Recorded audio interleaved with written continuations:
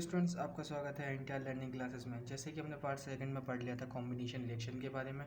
अब हम कुछ एग्जांपल उसके पढ़ते हैं इस पार्ट में स्टूडेंट एक चैप्टर हमारा कंप्लीट हो जाएगा, जो कि हमारा केमिस्ट्री के पोर्शन का फर्स्ट चैप्टर है, जिसका नाम है chemical reaction and equation. Okay, चलिए आगे पढ़ते हैं कि इसके और भी एग्जांपल पढ़ लेते हैं, क्योंकि लास्ट वीडियो में हमने कॉम्बिनेशन रिएक्शन पढ़ लिया था। ठीक है, ये देखिए example of combination reaction. Let us discuss some more example of combination reaction. ठीक है, कुछ और एग्जांपल पढ़ते हैं कि कॉम्बिनेशन रिएक्शन कैसे होती है और कहाँ होती है। Burning of coil. जब हम कॉइल को बर्न करते हैं, मतलब जलाते हैं, तो क्या होता है हीट, तो क्या होता है कि हमारा इन द प्रेजेंस ऑफ ऑक्सीजन में, तो सी मतलब कार्बन मतलब coil plus oxygen for air. ठीक है, एयर की प्रेजेंस में हम कार्बन को जब बर्न करते हैं तो क्या हमारा कॉम्बिनेशन रिएक्शन बन जाती है, तो क्या बनता है हमारा कार्बन डाइऑक्साइड। ओके, अब देखिए सेकेंडली क्या दे रखा है इसमें। सेकेंडली दे रखा है formation of water from H2 gas and O2 gas. ठीक है, इन दो गैसों से फॉर्मेशन होता है किसका, वाटर का। When the hydrogen is burning, जब हम हाइड्रोजन को बर्न करते हैं in the presence of oxygen और in the presence of air, तो हमारा क्या फॉर्म हो जाता है, वाटर। देखिए यहाँ पे हाइड्रोजन प्लस ऑक्सीजन, इन दोनों को रिएक्ट कराया तो केमिकल रिएक्ट हुए, देन कॉम्बिनेशन रिएक्शन हमारी हो गई। उसके बाद हमें क्या मिला, वाटर H2O। ठीक है, ओके स्टूडेंट, ये हमारा स्टेट्स हैं, ये हमारा गैस है G, ये भी गैस है, और ये हमारा लिक्विड की फॉर्म में है। ओके, जैसे कि यहाँ पे हमारा ये सॉलिड की फॉर्म में है, ये गैस की फॉर्म में, और यहाँ पे हमारा गैस की फॉर्म में है। ठीक है, आगे चलते हैं। देखिए स्टूडेंट, और भी कुछ एग्जांपल है, एग्जांपल और भी देख लीजिए आप कॉम्बिनेशन रिएक्शन के। देखिए यहाँ पे क्या दे रखा है, हाइड्रोजन गैस दे रखी है, यहाँ पे क्लोरीन दे रखा है, इन दोनों को रिएक्ट कराया तो हमारा क्या बना, HCl, हाइड्रोजन क्लोराइड बना। ये हमारी गैस की फॉर्म में है, ये हमारी गैस की स्टेट में है, ये भी हमारा गैस स्टेट है। ठीक है, अब यहाँ पे क्या है, आयरन है और हमारे पास है सल्फर। इन दोनों को जब कंबाइन कराएंगे, दोनों सॉलिड की फॉर्म में है, S और S सॉलिड की फॉर्म में। इससे पता चल जाता है कॉम्बिनेशन रिएक्शन हुई, क्योंकि इन दोनों को कंबाइन कराया, फिर हमारा क्या बना, हमारा FeS, इसका आयरन सल्फाइड। ठीक है, अब आगे चलते हैं। आगे NH3 प्लस HCl कंबाइन करेंगे इन दोनों को, मतलब रिएक्ट कराएंगे। रिएक्ट कराने के बाद इसमें क्या होगा, कॉम्बिनेशन रिएक्शन हो जाएगा, क्योंकि इसका जो प्रोडक्ट है, ये दोनों रिएक्टेंट जब केमिकली रिएक्ट होंगे तो एक प्रोडक्ट, सिंगल प्रोडक्ट फॉर्म करेंगे, जिसका नाम है NH4Cl, अमोनियम क्लोराइड। ओके, ये भी हमारी गैस की स्टेट में है, ये गैस के स्टेट में है, और ये हमारा सॉलिड की स्टेट में हमें प्रोडक्ट मिला है। ठीक है, अब हम आगे पढ़ते हैं इस रिएक्शन के बारे में कि ये एक्सोथर्मिक रिएक्शन क्या होती है। देखिए एक्सोथर्मिक रिएक्शन सिंपल सी डेफिनेशन है, अभी मैं आपको समझा देता हूँ, फिर आपको समझ में आ जाएगा। ठीक है, इसमें देखिए कि those chemical reaction in which heat is release along with the formation of product. जब जो मतलब वो केमिकल रिएक्शन जिसके अंदर प्रोडक्ट तो फॉर्म होता है, हर केमिकल रिएक्शन में प्रोडक्ट फॉर्म होता है। ठीक है, प्रोडक्ट के साथ साथ हीट भी रिलीज होती है, तो उसी केमिकल रिएक्शन को एक्सोथर्मिक रिएक्शन बोल सकते हैं हम। ठीक है, बस इसमें सिंपल सा है, ये आपको समझ में आ गया होगा। ठीक है, इसके एग्जांपल देख लेते हैं। देखिए बर्निंग ऑफ नेचुरल गैस, यहाँ पे केमिकल रिएक्शन हो रही है, क्योंकि ये कंबाइन हो रहे हैं और एक प्रोडक्ट रिएक्टेंट है और ये एक प्रोडक्ट फॉर्म कर रहे हैं। तो यहाँ पे क्या है कि जब मीथेन है, मीथेन हमारा कंबाइन होगा ऑक्सीजन से, तो क्या होगा, CO2 गैस निकलेगी और H2O वाटर हमारा मिलेगा। ठीक है, तो इसमें क्या है कि इसमें हमारी हीट भी रिलीज हो रही है इसके साथ साथ। ठीक है, तो सेकेंडली एक्सोथर्मिक प्रोसेस में क्या होता है, इसमें नोट करके बताया गया है, तो नोट करके देख लीजिए क्या है नोट में। Do you know that respiration is the exothermic process, क्या आप जानते हो कि रेस्पिरेशन एक्सोथर्मिक प्रोसेस है या फिर नहीं है, ये हमें बताना है। यस, रेस्पिरेशन जो होती है, जिससे मतलब जो हम सांस लेते हैं और निकाल छोड़ते हैं, और मतलब ऑक्सीजन लेते हैं और कार्बन डाइऑक्साइड छोड़ते हैं हम अपनी बॉडी से। ठीक है, तो वो प्रोसेस हमारा रेस्पिरेशन प्रोसेस होता है स्टूडेंट। ठीक है, अब वो प्रोसेस इसने पूछा है कि वो एक्सोथर्मिक प्रोसेस है या नहीं है। एक्सोथर्मिक प्रोसेस मैंने अभी आपको बताया, जिसके अंदर हीट रिलीज होती है केमिकल रिएक्शन के बाद, और मैंने ये आपको फर्स्ट वीडियो में बताया दिया था कि रेस्पिरेशन हमारा एक केमिकली रिएक्शन है डेली रूटीन लाइफ में। ठीक है, तो देखिए यहाँ पे क्या है, इसने रीजन कैसे दिया है कि वो रेस्पिरेशन क्यों है, एक्सोथर्मिक प्रोसेस क्यों है, क्योंकि yes, respiration is an exothermic process because when the human breathe out और breathe in is warm, क्योंकि जब आदमी मतलब मैन जो भी ब्रीथ, हम सब जो मतलब सांस लेते हैं और सांस छोड़ते हैं, वो क्या होता है, वार्म होता है, मतलब गर्म होती है। ठीक है, because a heat is produce, heat कहाँ से प्रोड्यूस होती है, उसके अंदर तो and it is distributed to body as energy, जब वो डिस्ट्रीब्यूट करता है बॉडी को एज अ एनर्जी की फॉर्म में डिस्ट्रीब्यूट करता है। So respiration is the exothermic process, तो इसलिए रेस्पिरेशन हमारी क्या है, एक्सोथर्मिक प्रोसेस है स्टूडेंट। ओके, आपको समझ में आया।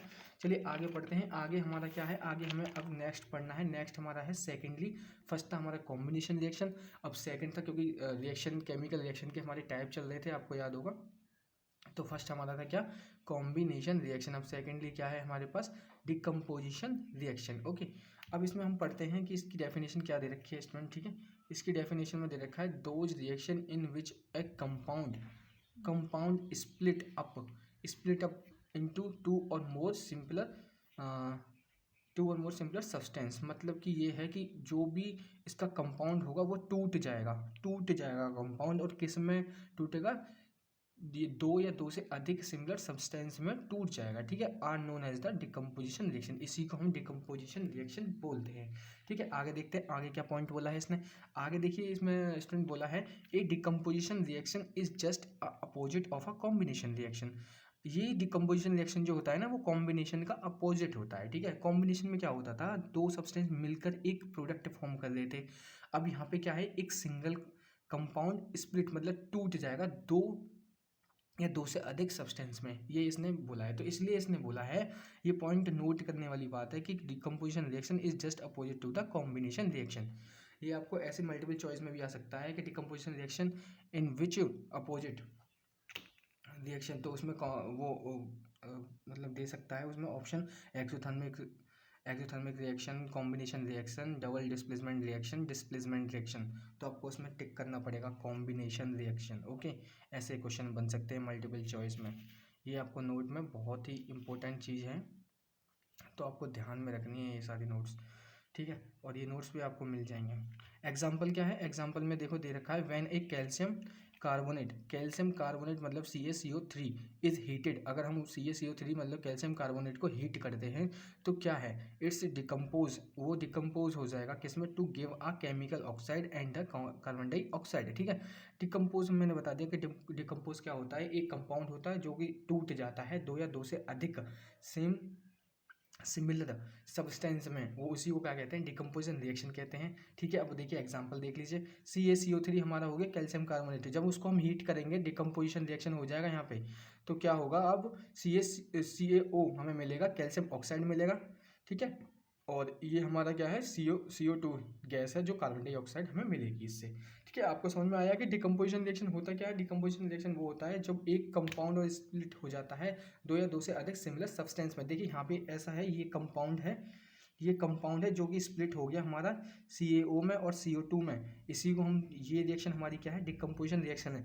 अगर ऐसा होता कि CaO calcium oxide plus CO2 carbon dioxide इधर की साइड हमारे रिएक्टेंट्स में होता और प्रोडक्ट हमारा फॉर्म होता CaCO3, तो यही रिएक्शन हमारी क्या हो जाती, कॉम्बिनेशन रिएक्शन। ठीक है, जैसे कि आपको यहाँ पे देखो एग्जांपल में था कि दोनों को ऐड करके एक प्रोडक्ट फॉर्म हो रहा था। ठीक है, अब यहाँ पे क्या है, एक प्रोडक्ट मतलब एक ही सब्सटेंस, एक कंपाउंड हमारा टूट रहा है किसमें, दो सिमिलर सब्सटेंस में। तो इसका इसीलिए यहाँ पे ये पॉइंट बोला था, decomposition reaction is just the opposite of a combination reaction. Okay, इसीलिए इसने यहाँ पे ये बोला था। अब देखिए आगे चलते हैं, आगे में क्या रहा है, देखिए आगे दे रखा है इसने डिकम्पोजिशन रिएक्शन के कुछ एग्जाम्पल दे रखे हैं विद एक्टिविटी, मतलब परफॉर्म करके इसने बताया है कि डिकम्पोजिशन रिएक्शन होती कैसे इन लेबोरेटरीज, हम लेबोरेटरी में जो कर सकते हैं वो एक्टिविटीज़ हैं ये। ठीक है, तो इसमें फर्स्ट पॉइंट में बोला है, इसने क्या लिया है, इसमें ये सब बताएगा, इसमें एक एक वन बाई वन करके पॉइंट वाइज। तो देखिए, take about 2 gram of ferrous sulphate, इसने 2 ग्राम फेरस सल्फेट के क्रिस्टल लिए हैं, क्रिस्टल फॉर्म में होता है फेरस सल्फेट। ठीक है, जो कि किस में लिए हैं, ड्राई बॉइलिंग ट्यूब में लिए हैं, जो कि कैसे हैं, ग्रीन कलर के हैं। जो फेरस सल्फेट का जो कलर है वो किसका है, ग्रीन कलर का। देखिए यहाँ पे देखिए, take about 2 gram of ferrous sulphate crystal in are dry boiling tubes, the ferrous sulphate crystal are green in colour. ठीक है, ग्रीन कलर के हैं, जो कि हमारे ये हैं फेरस सल्फेट क्रिस्टल, आपको दिख रहे हैं ना फेरस सल्फेट क्रिस्टल। अब देखिए सेकंड पॉइंट है, सेकंड पॉइंट में क्या है, हीट इज बॉइलिंग ट्यूब को हम हीट करेंगे, कवर इज द बर्नर, जो कि किससे कवर हो जाएगा, बर्नर से कवर हो जाएगा, by keeping the mouth of boiling tube away from the your self and working in the laboratory. जब हम लेबोरेटरी में वर्क करते हैं तो अपना जो माउथ होता है हमें पीछे करना चाहिए, इससे दूर कर लेना चाहिए, ठीक है। तो इसमें यही बोला है कि अब क्या हुआ, जब इसने फेरस सल्फेट को ले लिया क्रिस्टल फॉर्म में, जो कि ग्रीन क्रिस्टल फॉर्म है, उसको लेने के बाद हम बर्नर के ऊपर लगा देंगे इसे, जो हीट करने के लिए, और अपना माउथ को पीछे कर लेंगे, अपने मुंह को पीछे कर लेंगे, ठीक है। इस तरीके से पकड़ते हैं। तो इस तरीके से स्टूडेंट टेस्ट ट्यूब को हमेशा पकड़ते हैं, हमें सीधा नहीं पकड़ते, ऐसे करके नहीं पकड़ते, कुछ टेढ़ा करके पकड़ना पड़ता है, ठीक है, जब हम हीट करते हैं उसको, ठीक है। अब देखिए सेकंड पॉइंट, थर्ड पॉइंट में क्या बोला है इसने। थर्ड पॉइंट में इसने बोला है कि the green colour of A ferrous sulphate, जो फेरस सल्फेट का ग्रीन कलर था, जैसे कि हमने फर्स्ट में बताया था, जब हमने लिया था फेरस सल्फेट वो ग्रीन कलर में था क्रिस्टल में। तो क्या होता है, फेरस सल्फेट का ग्रीन कलर क्रिस्टल का फर्स्टली चेंज हो जाता है, किसमें, फर्स्टली चेंज इन वाइट, पहले तो वो वाइट में चेंज होता है, and then a brown solid is formed, और फिर वह ब्राउन सॉलिड में चेंज हो जाता है, which is a ferrous oxide. वो क्या है, जो कि फेरस ऑक्साइड है। देखिए ये चेंज हुआ है, ये क्या रीजन है, क्या है ये, अब आगे पढ़ेंगे। देखिए अब देखिए गैस हैविंग, देखिए gas having a smell of burning sulphur comes out of the boiling tubes. क्या है कि जो गैस होती है वो, उसकी जो स्मेल है वो आने लगती है किससे, सल्फर की स्मेल आने लगती है किससे, बॉइलिंग ट्यूब से, ठीक है। अब देखिए यहाँ पे है, we should smell the gas by burning it is gently towards the no, towards our nose, ठीक है, टूवर्ड्स अवर नोज, नोज की तरफ, with the below of our hand, हमारे हाथ की नीचे, and hot by the bringing the mouth of boiling tubes under the our nose, ठीक है। अब देखिए यहाँ पे रिएक्शन दे रखी है, इसके बाद क्या ये इतना हो गया, पहले क्या हुआ था, फेरस सल्फेट ग्रीन क्रिस्टल में की फॉर्म में था, जब उसको हमने बॉइलिंग ट्यूब में लिया तो उसको हीट करने के बाद क्या हुआ, फर्स्टली वो चेंज हुआ हमारा वाइट में, फिर ब्राउन में चेंज हुआ, जैसे कि यहाँ पे आपको बताया गया था।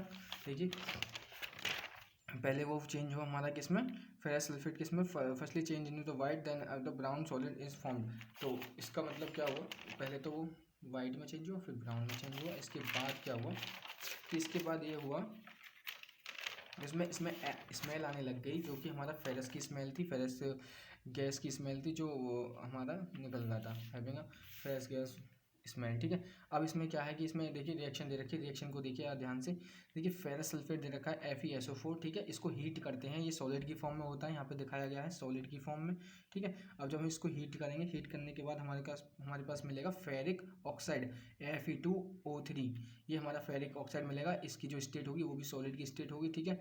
SO2 मिलेगा, हमारा SO3 मिलेगा, ठीक है। अब ये हमारे पास जब हम ये एक्टिविटी को परफॉर्म करते हैं तो ये सभी हमारे पास मिलता है, और ये उसकी रिएक्शन है, आपको समझ में आया होगा। इसकी एक्टिविटी एक और है, देखिए इसको भी समझ लेते हैं कि इस एक्टिविटी में क्या बोल रहा है। ये हमारा डिकम्पोजिशन रिएक्शन की ही एक्टिविटीज़ हैं, जिसमें के अंदर हमारा डिकम्पोजिशन होता है जिस रिएक्शन के अंदर। देखिए फर्स्ट इसमें देख लेते हैं, take about 2 gram of lead nitrate powder in a boiling tube. Boiling tube में हम वही बॉइलिंग ट्यूब लेंगे और उसमें क्या करेंगे कि लीड नाइट्रेट ले लेंगे। अब की बार, पिछली बार जो फेरस सल्फेट लिया था, अब की बार लीड नाइट्रेट पाउडर ले लेंगे 2 ग्राम। उसके बाद क्या करेंगे, लीड नाइट्रेट जो होता है वो हमारा कलरलेस होता है। क्या होता है स्टूडेंट, कलरलेस, जो कि हमने यहाँ पे लिया है, ये हमारा कलरलेस नहीं है, यहाँ तो हमने ग्रीन कलर से डिनोट किया है, लेकिन हमारा क्या होता है, कलरलेस होता है, ठीक है। अब देखिए hold the boiling tubes, hold the boiling tubes test hold the boiling tube in a test tube holder. Test tube holder से हम बॉइलिंग ट्यूब को पकड़ लेंगे, and heat it cover a burner, और उसको हम हीट करेंगे किसके ऊपर, ओवर अ बर्नर के ऊपर, ठीक है। बर्नर ये है हमारा, ये हमारा बर्नर है जिससे कि हम हीट करते हैं। और brown fume of nitrogen oxide gas are evolved, जो ब्राउन फ्यूम में नाइट्रोजन ऑक्साइड गैस जो होगी हमारी इवॉल्व होगी। देखिए ये जो गैस निकल रही है हमारी brown fume of nitrogen oxide, ये हमारी गैस होगी ब्राउन फ्यूम में होगी, ठीक है। अब देखिए अब क्या है कि अब नेक्स्ट पॉइंट पढ़ते हैं। देखिए आपको नेक्स्ट पॉइंट में दिखाया जाएगा कि ऑक्सीजन इसके अंदर, जैसे नाइट्रोजन ऑक्साइड हमारे इसमें जो फ्यूम ब्राउन फ्यूम में इवॉल्व हो रही है, इसके साथ साथ ऑक्सीजन भी इसके साथ साथ ऑक्सीजन भी हमारे इवॉल्व हो रही है, ठीक है, मतलब निकल रही है। If a growing splinter is held over the mouth of the boiling tubes, it catch fire and start burning again, this so that the oxygen gas is also evolve during this process. इसके साथ साथ हमारी oxygen gas भी evolve हो रही है इस process के साथ साथ, ठीक है। तो देखिए अब हमारे पास जो नेक्स्ट दिया है, नेक्स्ट में क्या है, ए येलो सॉलिड इज लेफ्ट। अब इस प्रोसेस के बाद क्या रह जाता है, जब इसमें इवॉल्व हो जाती है नाइट्रोजन गैस और जी हमारा ऑक्सीजन गैस, उसके बाद हमारे पास क्या रह जाता है इसके अंदर। देखिए इसके अंदर हमारे पास क्या रह जाता है, बस देखिए अब यहाँ पे रह जाएगा, a yellow solid is left behind in the boiling tubes, boiling tubes के पीछे एक येलो सॉलिड हमारा लेफ्ट रह जाता है, ठीक है। दिस इज लीड मोनोऑक्साइड, ये हमारा क्या है, लीड मोनोऑक्साइड है। Please note that lead monoxide is a reddish brown when hot but yellow when cold. देखिए जो मोनोऑक्साइड है इसको नोट करना है कि लीड मोनोऑक्साइड जो है वो रेडिश और ब्राउन होता है हॉट के टाइम पे जब वो गर्म होता है, लेकिन जब वो कोल्ड होता है तो वो येलो की फॉर्म में हो जाता है, ठीक है। तो देखिए यहाँ पे कह रहा है लीड नाइट्रेट लिया था हमने PbNO3 का होल ट्वाइस, ठीक है। तो ये सॉलिड की फॉर्म में था, कलरलेस था, ठीक है। इसको जब हम हीट करेंगे, जब इसको हमने हीट किया तो PbO लीड मोनोऑक्साइड में मिला येलो कलर की फॉर्म में, ठीक है। NO2 गैस में मिला, नाइट्रोजन ऑक्साइड मिली। इसके बाद इसमें क्या मिला, ऑक्सीजन गैस मिली, जो कि हमने बताया था कि फर्स्टली नाइट्रोजन गैस होगी जो कि ब्राउन फ्यूम में होगी और फिर ऑक्सीजन गैस भी इसके साथ साथ निकलेगी, ठीक है। यही एक्टिविटी में सिंपल था और कुछ नहीं था। देखो डिकम्पोजिशन रिएक्शन हमारा किससे भी प्रोड्यूस, मतलब डिकम्पोजिशन रिएक्शन हमारे अकर हो सकता है किससे भी, इलेक्ट्रिसिटी से भी हमारा डिकम्पोजिशन रिएक्शन हो सकती है। देखिए जैसे वाटर का इलेक्ट्रिसिटी में, देखिए जब वाटर H2O लिक्विड की फॉर्म में है, वाटर इलेक्ट्रिसिटी जब हम इसमें इलेक्ट्रिसिटी प्रोड्यूस करेंगे तो ये डिकम्पोज हो जाएगा किसमें, हाइड्रोजन में और ऑक्सीजन में। इससे ये पता चलता है कि डिकम्पोजिशन रिएक्शन इलेक्ट्रिसिटी से भी हमारी हो सकती है, ठीक है। तो ये हमारा इलेक्ट्रिसिटी प्रोसेस है जिससे कि डिकम्पोजिशन रिएक्शन अकर हो सकती है। अब आगे चलते हैं, आगे में देखिए क्या है, व्हेन अ सिल्वर क्लोराइड। देखिए अब क्या है, अब एक एक्टिविटी और है इसके साथ साथ, when a silver chloride is exposed to light. अगर सिल्वर क्लोराइड को हम लाइट के अंदर, ठीक है, लाइट में रखेंगे मतलब, तो it decompose form a silver metal and chlorine gas. तो क्या होगा कि वो डिकम्पोज हो जाएगा किस किस में, सिल्वर मेटल में हो जाएगा और क्लोरीन गैस में हो जाएगा, ठीक है। आपको दिख रहा है ना। तो अब क्या है कि इसको देखिए करते हैं एक्टिविटी के साथ, करते हैं कैसे कैसे रखेंगे लाइट के अंदर, कैसे कैसे ये डिकम्पोज होगा। तो 2AgCl मतलब कि हो गया सिल्वर क्लोराइड वाइट की फॉर्म में, ठीक है। लाइट है, लाइट और डिकम्पोजिशन है, तो एजी में मिला, मतलब एजी मतलब हमें सिल्वर मिली, तो ग्रेइश वाइट है सिल्वर, और जो क्लोरीन मिली, क्लोरीन हमारा है येलोइश एंड ग्रीन, ठीक है। ये हमारी दो फॉर्म मिली। जब हम सिल्वर क्लोराइड को हम किस में रखेंगे, लाइट में रखेंगे, तो वो डिकम्पोज हो जाएगा सिल्वर में और क्लोरीन में, ठीक है। इसको हम देखिए एक्टिविटी में देखते हैं, 1.8 एक्टिविटी में देखते हैं। Take about 2 gram of silver chloride in a china disc. China disc ये होती है स्टूडेंट, ये हमारी चाइना डिस्क है जो कि हमारी लेबोरेटरी में आपको मिल जाएगी। इसमें रखते हैं 2 ग्राम, क्या रखते हैं, सिल्वर क्लोराइड रखते हैं, इसमें 2 ग्राम, ठीक है।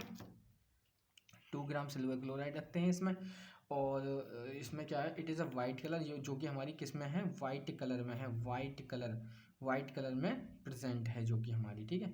हमारी सिल्वर क्लोराइड किस में प्रेजेंट है, वाइट कलर में। अब देखिए नेक्स्ट पॉइंट में बढ़ते हैं।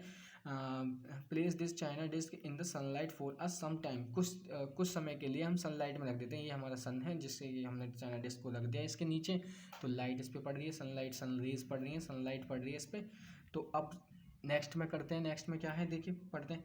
We find that white silver chloride turns greyish white में, जो वाइट सिल्वर है वो हमारा टर्न हो जाता है ग्रेइश वाइट में, due to the formation of silver metal. जो कि हमारा क्या है फॉर्मेशन, ये फॉर्मेशन हमारी किसकी है, सिल्वर मेटल की फॉर्मेशन है, जो कि यहाँ पे हमने इसमें पढ़ा था। जब इसको लाइट में रख देंगे तो सिल्वर क्लोरीन में हमारा डिकम्पोज हो जाएगा ये, ठीक है।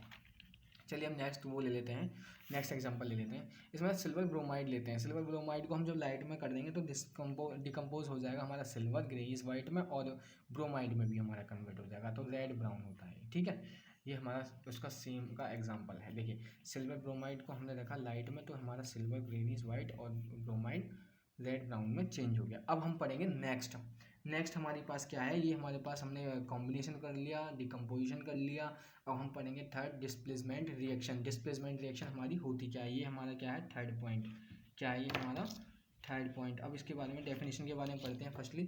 फर्स्टली डेफिनेशन पढ़ते हैं। डेफिनेशन में क्या दे रखा है, those reaction in which one element takes the place of another element in a compound are known as the displacement reaction. Displacement reaction में बेटा होगा क्या, डिस्प्लेसमेंट रिएक्शन में बस इतना सिंपल सा है कि रिएक्शन के अंदर, केमिकल रिएक्शन के अंदर जो होता है एलिमेंट, वो अपना प्लेस चेंज कर देता है, वो एक कंपाउंड से दूसरे कंपाउंड पर अटैच हो जाता है, तो उसी को हम क्या कहते हैं, डिस्प्लेसमेंट रिएक्शन। देखिए जैसे कि यहाँ पे हुआ है CuSO4 कॉपर सल्फेट है, ये हमारे पास ZN जिंक है। तो जब रिएक्ट होगा, इन दोनों में रिएक्शन होगी, तो क्या होगा कि ZnSO4, ये SO4 हमारे पास रिप्लेस हो गया, कहाँ हो गया, यहाँ पे हो गया ZnSO4, जिंक सल्फेट, और कॉपर हमारा कहाँ रह गया, यहाँ पे रह गया। ठीक है, तो यहाँ से ये बोल सकते हैं कि जिंक ने इसकी जगह ले ली कॉपर की, या फिर ये बोल सकते हैं कॉपर ने जिंक की जगह ले ली और जिंक ने कॉपर की जगह ले ली, ये भी बोल सकते हैं। ठीक है, तो इसमें क्या हुआ, डिस्प्लेसमेंट हो गया। तो जो इसमें बोला है इसमें देखिए, those reaction in which one element takes place of another element, a पहला एलिमेंट दूसरे एलिमेंट की जो जगह ले लेता है, उसमें क्या हो जाए, उस किस में ले लेता है जगह, कंपाउंड में, तो उसी को क्या बोलते हैं, डिस्प्लेसमेंट रिएक्शन। ये हमारा कंपाउंड है, ये हमारा पहला एलिमेंट है, ये हमारा दूसरा एलिमेंट है कंपाउंड के अंदर।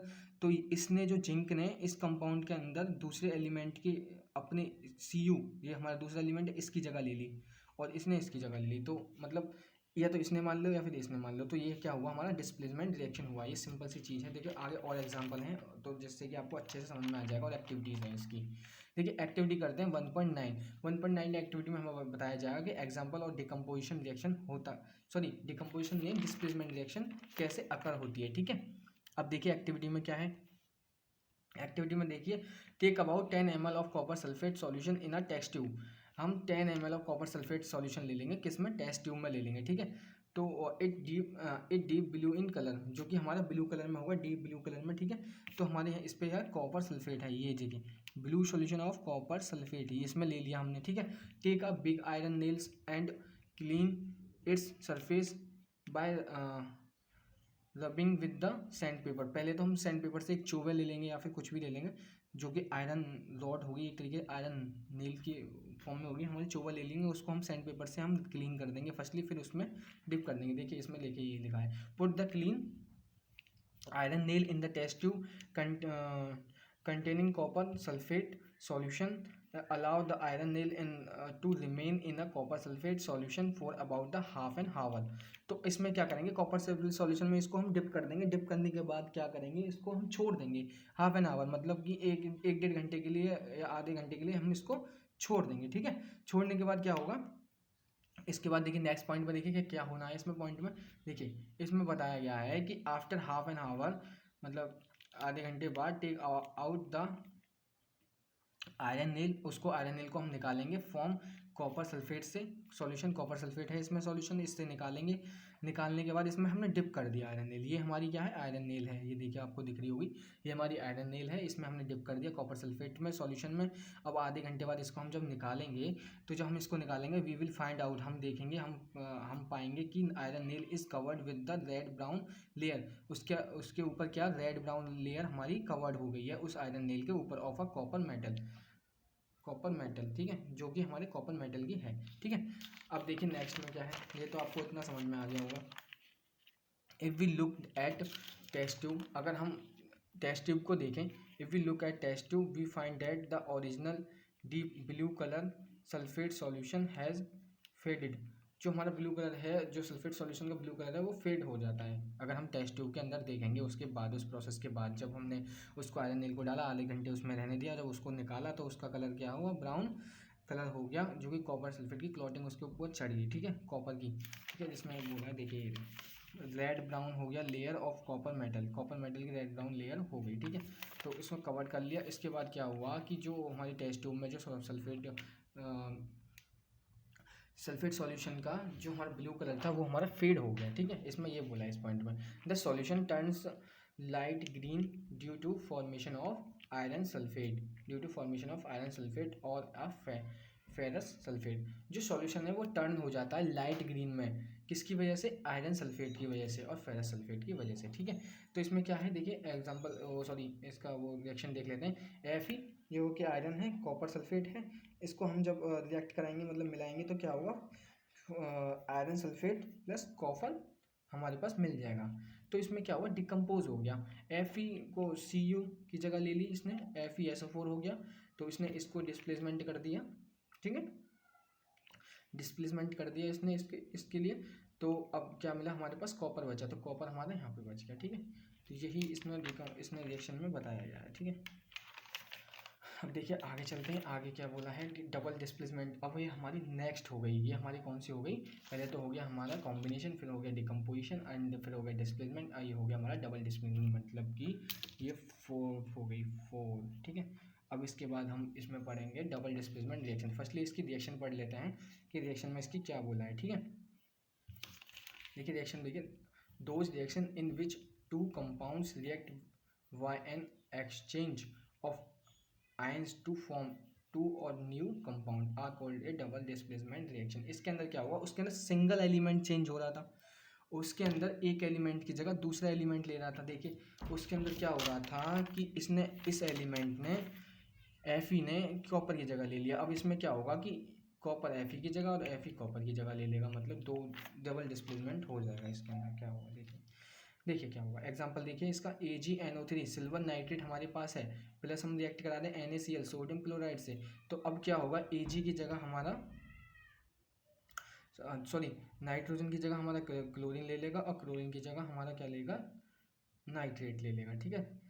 तो क्लोराइड की जगह हमारा नाइट्रेट ले लेगा और नाइट्रेट की जगह हमारा क्लोरीन ले लेगा। देखिए यहाँ पे ये हुआ और यहाँ पे ये हो गया, ठीक है। इसी को क्या बोलेंगे, double displacement reaction. Double displacement क्यों बोलेंगे कि जो इसके दोनों एलिमेंट्स आपस में एक्सचेंज कर लेते हैं। देखिए AgCl हो गया, सिल्वर क्लोराइड होगी, यहाँ पे NaNO3 सोडियम नाइट्रेट। ये बस आपको कुछ नहीं करना, बस ये इसलिए ध्यान रखना है क्योंकि आपके सामने एक रिएक्शन होगी, तब आपसे पूछा जा सकता है कि डबल डिस्प्लेसमेंट रिएक्शन है या डिस्प्लेसमेंट रिएक्शन है, कॉम्बिनेशन है या डिकम्पोजिशन है। तो आपको तभी याद रखना है, इनकी डेफिनेशन याद रखनी है बस, कि इसमें ये होता था, कॉम्बिनेशन में ये होता था कि टू सब्सटेंस आपस में मिलकर एक प्रोडक्ट फॉर्म करते थे।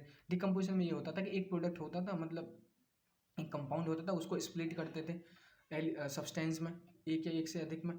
और तीसरा क्या था, हमारा डिस्प्लेसमेंट था। डिस्प्लेसमेंट में क्या था कि एक एलिमेंट दूसरे एलिमेंट की जगह ले लेता था। और डबल डिस्प्लेसमेंट ये है कि दोनों एलिमेंट आपस में एक दूसरे की जगह ले लेते हैं, मतलब एक दूसरे के प्लेस को चेंज कर देते हैं, तो उसका डबल डिस्प्लेसमेंट हो जाता है, ठीक है। बस यही है और कुछ नहीं है इसमें। अब आगे देखिए, आगे हम पढ़ते हैं इसकी एक्टिविटी, मतलब इसका एग्जाम्पल पढ़ लेते हैं कि एग्जाम्पल में इसने क्या बोला है, कौन से एग्जाम्पल से दर्शा रहा है कि हमारा डबल डिस्प्लेसमेंट होता है। ये हमारा 1.10 एक्टिविटी है, जो कि हमारी किसकी, NCERT की एक्टिविटी। तो एक्टिविटी के साथ चल रहे हैं क्योंकि इन एक्टिविटीज़ में से क्वेश्चन बनते हैं, ठीक है। तो और जब आपको लगता है कि ये नया नया पता नहीं कहाँ से आ रहा है, ये तो हमने पढ़ा ही नहीं। देखिए अब पढ़ेंगे firstly, take about 3 ml of sodium sulphate solution in a test tube. एक टेस्ट ट्यूब में हम 3 ml क्या लेंगे, सोडियम सल्फेट सॉल्यूशन को ले लेंगे, ठीक है। ये देखिए यहाँ पे हमने ले लिया सोडियम सल्फेट सॉल्यूशन 3 ml, ठीक है। अब इसमें क्या किया, in another test tube takes 3 ml of beryllium chloride solution. अब इसमें हमने बेरिलियम क्लोराइड सॉल्यूशन ले लिया 3 ml ही, ठीक है। अब add beryllium chloride solution to the sodium sulphate. अब इसको इसमें ऐड कर देंगे। देखो इसको, ये हमारे पास क्या है, बेरिलियम क्लोराइड है, ठीक है। इसको हमने किस में ऐड कर दिया, क्लोराइड, इसको हमने किस में ऐड कर दिया, सोडियम सल्फेट में ऐड कर दिया।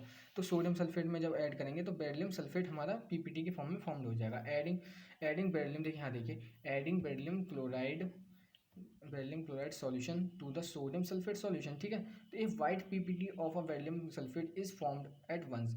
तो वाइट PPT मतलब PPT के फॉर्म में क्या हमारे पास फॉर्म्ड हो जाएगा, बेरिलियम सल्फेट हो जाएगा, ठीक है, बेरिलियम सल्फेट हो जाएगा। अब देखिए यहाँ रिएक्शन देख लीजिए, BaCl2 एक्वस की फॉर्म में है, सोडियम सल्फेट मतलब Na2SO4 है, एक्वस की फॉर्म में है, ठीक है। इसको जब हम रिएक्ट कराएंगे तो BaSO4 हो जाएगा हमारे पास, BaSO4 beryllium sulphate and NaCl sodium chloride. ये हमारे पास डबल डिस्प्लेसमेंट रिएक्शन हो जाएगी, ओके। बस आपको देखिए क्या है, यहाँ पे क्या है, यहाँ पे ये चेंज हुआ है, ठीक है, और यहाँ पे ये चेंज हुआ है। तो यहाँ पे क्या हुआ, एक दूसरे की जब प्लेस लेंगे तो इसको डबल डिस्प्लेसमेंट रिएक्शन बोल देंगे। बस ये सिंपल सी चीज़ है और कुछ नहीं है इसमें। देखिए आगे हम पढ़ते हैं, ये हमारा फिफ्थ टाइप है, ये हमारा केमिकल रिएक्शन का 5th टाइप मान सकते हैं इसको, ठीक है। तो देखिए ऑक्सीडेशन एंड रिडक्शन हमारा 5th टाइप है। तो ऑक्सीडेशन में देखिए हमारे पास क्या ऑब्जर्व करना है और क्या हमारे पास होता है। देखिए ऑक्सीडेशन में होता है the addition of oxygen to substance is called a oxidation. जो हमारा एडिशन होता है किसका, ऑक्सीजन का एडिशन होता है अगर सब्सटेंस में, तो हम क्या बोल सकते हैं, ऑक्सीडेशन। और सेकेंडली अगर हमारा रिमूवल होता है हाइड्रोजन फ्रॉम द सब्सटेंस, अगर किसी सब्सटेंस से हाइड्रोजन रिमूव होता है तो उसको भी हम ऑक्सीडेशन ही बोलेंगे।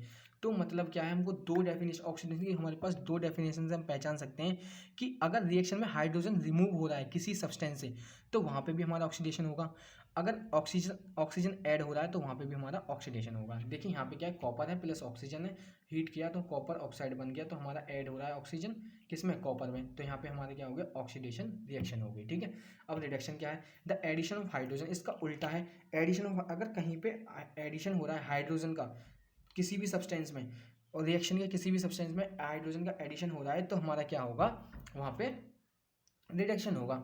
और सेकेंडली अगर रिमूवल हो रहा है ऑक्सीजन रिमूवल हो रहा है from the substance of also called a reduction, इसको भी हम रिडक्शन बोलेंगे। देखो आपको कंफ्यूज हो रहा होगा, अब जब 4-5 एग्जांपल करेंगे रिएक्शन के अंदर तो आपको पता चल जाएगा। ठीक है, तो देखिए इसमें क्या है, नोट में देखिए पहले, फर्स्टली नोट में देखिए, नोट में क्या बोला है, नोट में बोला है oxidation and reduction occurs together, जो ऑक्सीडेशन होता है रिडक्शन होता है एक ही केमिकल रिएक्शन में दोनों होते हैं। ठीक है, तो जब ऑक्सीडेशन और रिएक्शन होती हैं तो उस रिएक्शन को क्या बोलते हैं, टोटल उस रिएक्शन को हम क्या बोल सकते हैं, रिडॉक्स रिएक्शन, क्या बोल सकते हैं, रिडॉक्स रिएक्शन। एग्जांपल देख लेते हैं, CuO + H2। ठीक है, तो इसमें क्या हुआ कि जब हम इसको हीट करेंगे तो Cu और H2O हमें मिलेगा केमिकल रिएक्शन के बाद। तो यहाँ पे हमें देखना है कि ऑक्सीडेशन कहाँ पे बेटा और रिडक्शन कहाँ पे है।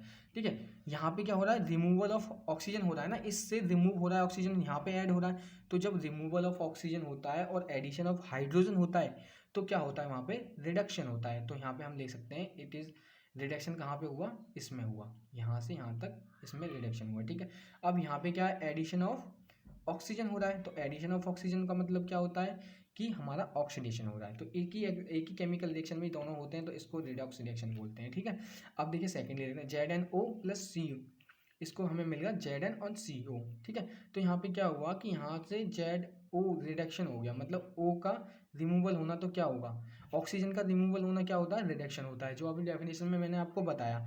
और ऑक्सीजन का एडिशन क्या होता है, यहाँ पे ऑक्सीजन ऐड हुआ, यहाँ से रिमूव हुआ तो रिडक्शन हो गया, यहाँ पे ऐड हुआ तो यहाँ पे ऑक्सीडेशन हो गया। सिंपल सी बात है, समझ में आ गया होगा। अगर नहीं समझ में आया तो कमेंट में मुझे बता दीजिए। ठीक है, अब इसके इफेक्ट क्या है, रिएक्शन पे क्या इफेक्ट पड़ते हैं ऑक्सीडेशन के, तो देखिए एवरीडे लाइफ में हमारे क्या इफेक्ट पड़ते हैं रिएक्शन पे। देखो कोरोजन हमारा हैपन हो जाता है in this, it is a process in which a metal are eaten up gradually by a action of air and moisture or the chemically such as acid or their surface. Rusting of iron, देखिए क्या है, corrosion की जो process है, जो ये है वो किससे मिलती, मतलब किससे प्रोड्यूस होती है, वो ज़्यादातर प्रोड्यूस होती है हमारी एक्शन ऑफ एयर से मॉइस्चर से, जो कि हमारा आपने देखा होगा लोहा जो बाहर रख देते हैं एयर मॉइस्चर उस पर लगता रहता है तो उसमें रस्टिंग आ जाती है, मतलब जंग आ जाती है। तो वो इसका बेस्ट एग्जाम्पल है कोरोजन का। ठीक है, इस प्रोसेस में यही होता है कि जो मेटल होता है, मेटल को धीरे धीरे उसकी सरफेस को खाने लगती है, कमज़ोर करने लगती है। तो रस्टिंग ऑफ आयरन हमारा is the best example of corrosion. ठीक है, अब हम पढ़ते हैं रेंसिडिटी क्या। चलिए हम पढ़ते हैं रेंसिडिटी के बारे में। देखिए रेंसिडिटी में क्या होता है, एक condition produce a aerial oxidation of fats and oil in a food marked as unpleasant smell and taste is called a rancidity. देखिए रेंसिडिटी में क्या होता है, जो हमारा जो फूड होता है, हमारा फैट्स एंड ऑयल होते हैं उसके फूड के अंदर, जो हमारा उसके अंदर क्या होता है कि एयर की वजह से ऑक्सीडेशन हो जाता है उसके अंदर। जब ऑक्सीडेशन हो जाता है तो वो फूड हमारा ख़राब हो जाता है। ख़राब होने के बाद क्या होता है, जब आपने देखा होगा कि उसमें से एक अलग सी स्मेल और उसका टेस्ट भी चेंज हो जाता है। जो उसी प्रोसेस को हम क्या बोलेंगे, उस प्रोसेस को हम बोलेंगे रेंसिडिटी। तो इसके लिए हमारा क्या होता है कि ऑक्सीडेशन जल्दी से ना हो फूड का, वो जल्दी से ख़राब ना हो, उसके लिए हमारे पास एक एंटीऑक्सीडेंट एजेंट भी हैं जो कि हम उनका यूज़ करते हैं ताकि फूड हमारा लॉन्ग टाइम तक प्रिजर्व रहे, मतलब बचा रहे और वो खाने लायक रहे। ठीक है, जैसे कि हम एग्जांपल ले लेते हैं एक चिप्स पैकेट की चिप्स में क्या होता है कि नाइट्रोजन गैस को भर दिया जाता है ताकि वो लॉन्ग टाइम तक प्रिजर्व रहे और ख़राब ना हो। तो ये हमारा नाइट्रोजन गैस एक हमारा किसका एग्जाम्पल है, एंटीऑक्सीडेंट का एग्जाम्पल है। ठीक है, इसमें ये आपको समझ में आ गया होगा। ओके, ये स्टूडेंट इस चैप्टर में बस इतना ही। अब हम नेक्स्ट चैप्टर स्टार्ट करेंगे एसिड बेस एंड सॉल्ट के बारे में। वो बहुत ही इंटरेस्टिंग चैप्टर होने वाला है स्टूडेंट बस। और आपको इसके नोट्स भी प्रोवाइड हो जाएंगे हमारे टेलीग्राम चैनल पे। इसकी लिंक मैं आपको अपने इस वीडियो के डिस्क्रिप्शन में डाल दूंगा।